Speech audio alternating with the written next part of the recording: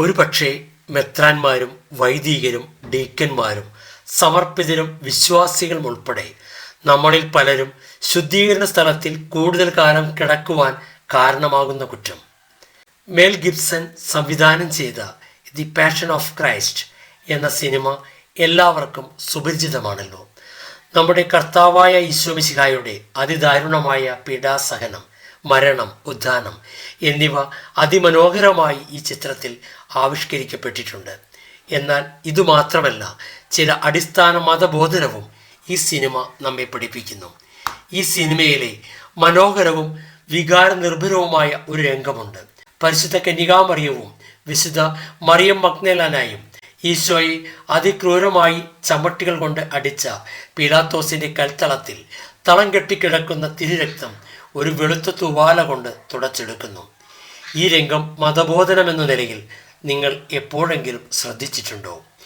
ഈ രംഗം കാണുമ്പോൾ തൻ്റെ പുത്രൻ്റെ പീഡയിൽ ഏറെ വേദനിക്കുന്ന ഒരു അമ്മയുടെയും ഒരു നല്ല സുഹൃത്തിൻ്റെയും സാധാരണ പ്രവൃത്തിയാണെന്ന് ആദ്യ കാഴ്ചയിൽ നമുക്ക് തോന്നിയേക്കാം. എന്നാൽ ആ രംഗത്തിനുള്ളിൽ നമ്മുടെ കർത്താവായ ഈശോമിശിഹായുടെ തിരുശരീരവും തിരുരക്തവും എത്ര വിലപ്പെട്ടതാണെന്ന് നമ്മെ പഠിപ്പിക്കുന്നു. എത്ര ലാഘവത്തോടു കൂടിയാണ് പരിശുദ്ധ കുർബാനയെ നാം കൈകാര്യം ചെയ്യുന്നത്. അനുദിനം നടക്കുന്ന ഒരു സാധാരണ പ്രവൃത്തി മാത്രമായി ദിവ്യകാരുണ്യ സ്വീകരണം മാറിയിരിക്കുന്നു. അനുദിനം ദിവ്യകാരുണ്യം സ്വീകരിക്കുന്ന നമ്മിൽ നിന്ന് ഈശോയുടെ തിരുശരീരത്തിനും തിരുരക്തത്തിനും എതിരെ അറിയാതെ പോലും ഒരു അനാദരവ് സംഭവിക്കരുതെന്ന് ഈ രംഗം നമ്മെ അനുസ്മരിപ്പിക്കുന്നു. പരമ്പരാഗതമായി പരിശുദ്ധ കുർബാന വിതരണം ചെയ്യുവാൻ അനുവദിക്കപ്പെട്ടവർ ദിവ്യകാരുണ്യം നൽകുമ്പോൾ തങ്ങളുടെ കൈകളാൽ ഈശോയുടെ തിരുശരീരത്തിൻ്റെ ഒരു തരി പോലും നഷ്ടപ്പെട്ടു പോകാതിരിക്കുവാൻ ശ്രദ്ധിക്കാറുണ്ട്. ദിവ്യകാരുണ്യ സ്വീകരണ സമയത്ത് പരിശുദ്ധ കുർബാനയിൽ നിന്ന് അടർന്നു വീഴുന്ന ഒരു തരിയിൽ പോലും ഈശോ പൂർണ്ണമായും കുടികൊള്ളുന്നു എന്ന ബോധ്യമാണ് ഇങ്ങനെ ചെയ്യാൻ അവരെ പ്രേരിപ്പിക്കുന്നത്. ഇതുതന്നെയാണ് ഇതുവരെ മാറ്റിയിട്ടില്ലാത്ത സഭയുടെ പരമ്പരാഗത പ്രബോധനവും. ഈശോയുടെ തിരുശരീരത്തിൻ്റെ ഒരു തരി പോലും നിലത്ത് വീണു പോകാതിരിക്കുവാൻ പ്രത്യേക തിരുപാത്രങ്ങൾ തന്നെ പരമ്പരാഗതമായി നാം ഉപയോഗിച്ചു പോന്നിരുന്നു. ഈ തിരുപാത്രങ്ങൾ കൈകാര്യം ചെയ്യുന്ന ദേവാലയ ശുശ്രൂഷകർക്ക് പ്രത്യേക പരിശീലനം നൽകുന്ന പാരമ്പര്യവും നമുക്കുണ്ടായിരുന്നു. അങ്ങനെ ദിവ്യകാരുണ്യ സ്വീകരണ സമയത്ത് നിലത്ത് വീണ് പോയേക്കാവുന്ന പരിശുദ്ധ കുർബാനയിലെ ചെറുതരികൾ പോലും സംരക്ഷിക്കപ്പെട്ടിരുന്നു. ദിവ്യകാരുണ്യ വിതരണ സമയത്ത് അറിയാതെ നിലത്ത് വീണു പോകുന്ന ദിവ്യകാരുണ്യം അതിപൂജ്യമായി അടക്കം ചെയ്യുകയും പരിശുദ്ധ കുർബാന വീണ തറയിലെ ആ ഭാഗത്തെ പരിശുദ്ധ കുർബാനയുടെ ചെറുതരികൾ വളരെ സൂക്ഷ്മതയോടുകൂടെ തുടച്ചെടുക്കുകയും ആ ഭാഗം മറ്റാരും ചവിട്ടാതിരിക്കുവാൻ തിരുശീല കൊണ്ട് മൂടിയിടുകയും ചെയ്യുന്ന വിശുദ്ധ പാരമ്പര്യവും നമുക്കുണ്ടായിരുന്നു. ഇതെല്ലാം പരിശുദ്ധ കുർബാനയിലെ ഈശോയുടെ സജീവ സാന്നിധ്യത്തെ കൂടുതൽ ശ്രദ്ധാപൂർവം തിരിച്ചറിയുവാൻ നമ്മെ സഹായിച്ചിരുന്നു.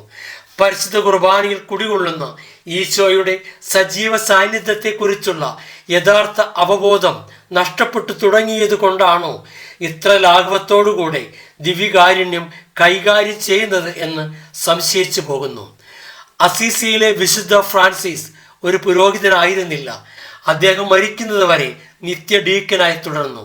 മാർപ്പാപ്പയുടെ നിർദ്ദേശപ്രകാരം കർദിനാൾമാരുടെ തലവൻ തന്നെ അദ്ദേഹത്തോട് പൗരോഹിത്യം സ്വീകരിക്കുവാൻ ആവശ്യപ്പെട്ടപ്പോൾ എളിമയോടുകൂടെ അത് നിരസിച്ചുകൊണ്ടുള്ള അദ്ദേഹത്തിൻ്റെ മറുപടി ഇങ്ങനെയായിരുന്നു: തിരുപ്പട്ടം സ്വീകരിച്ചാൽ അനുദിനം ബലിയർപ്പണത്തിൽ ഈശോയുടെ തിരുശരീര രക്തങ്ങളെ കൈകാര്യം ചെയ്യേണ്ടതായി വരും. ഈശോയുടെ തിരുശരീര രക്തങ്ങളെ കൈകൊണ്ട് സ്പർശിക്കുവാൻ ഈ അയോഗ്യ പാപിയുടെ കരങ്ങൾക്ക് യോഗ്യതയില്ല. അതിനാൽ ഞാൻ തിരുപ്പട്ടം സ്വീകരിക്കുന്നില്ല.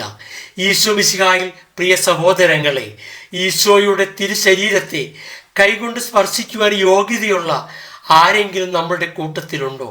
എന്നിട്ടും എത്ര ലാഘവത്തോടു കൂടിയാണ് ദിവ്യകാരുണ്യ ഈശോയെ നാം കൈകളിൽ സ്വീകരിക്കുന്നത്. മുട്ടുകുത്തി നാവ് നീട്ടി എത്ര ഭയഭക്തിയോടുകൂടിയാണ് നമ്മുടെ പൂർവികർ ദിവ്യകാരുണ്യ ഈശോയെ സ്വീകരിച്ചിരുന്നത്. ഇതെല്ലാം കാണുമ്പോൾ തന്നെ കുഞ്ഞുമക്കളിൽ പോലും ദിവ്യകാരുണ്യ ഈശോയോടുള്ള ഭയഭക്തി വർദ്ധിക്കുവാൻ അത് ഇടവരുത്തുമായിരുന്നു. മുട്ടുകുത്തി നാവ് നീട്ടി ദിവികാരനെ സ്വീകരിക്കുന്ന ഒരു തലമുറ ഇനിയും ഉണ്ടാകുമെന്ന് ഞാൻ പ്രത്യാശിക്കുന്നു. അങ്ങനെയുള്ള ഒരു കാലം ഞാൻ സ്വപ്നം കാണുന്നു. ഒരുപക്ഷെ മെത്രാന്മാരും വൈദികരും ഡീക്കന്മാരും സമർപ്പിതരും വിശ്വാസികളും ഉൾപ്പെടെ നമ്മളിൽ പലരും ശുദ്ധീകരണ സ്ഥലത്തിൽ കൂടുതൽ കാലം കിടക്കുവാൻ കാരണമാകുന്ന കുറ്റം ദിവ്യകാരുണ്യത്തെ ബഹുമാനമില്ലാതെ ലാഘവത്തോടുകൂടെ കൈകാര്യം ചെയ്തു എന്നതായിരിക്കാം.